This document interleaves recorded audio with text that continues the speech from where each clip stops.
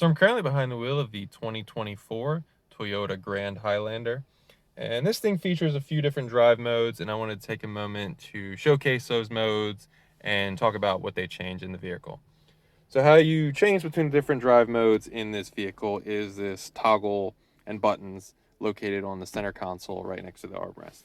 So you have a toggle for these modes, buttons for this, and then a button over here as well. So you have the normal mode in the center, and then if you toggle to the left, you have mud and sand, toggle to the right, rock and dirt, and then eco and sport are buttons, and then you have a snow mode button as well.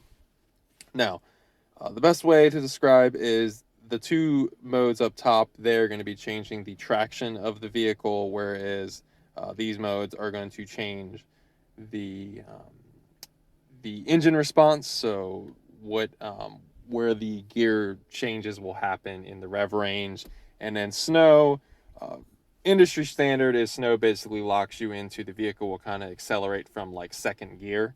So not only changing the characteristics of the vehicle, you also kind of get a visual change on the vehicle because of that nice, crisp, clear digital display.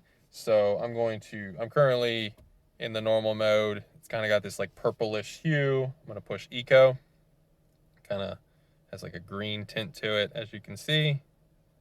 That's obviously telling you you're in eco mode. Sport, it's going to be red. When you push it, you're going to kind of hear the engine kind of like wake up. Even though this is a Grand Highlander, not some kind of crazy performance vehicle like a Toyota Supra, you still got a kind of like a wake up if the engine was kind of idling and in more of an eco mode.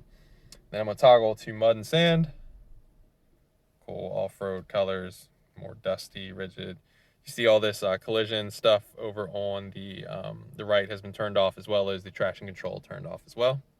And it's kind of got like that purple hue. Now I'm going to go to rock and dirt. That more rocky animation. And those options were returned on. So as you can see, the mud and sand turns off most of that stuff because you probably will have the vehicle, caked in mud where all those sensors are on the front and the rear of the vehicle.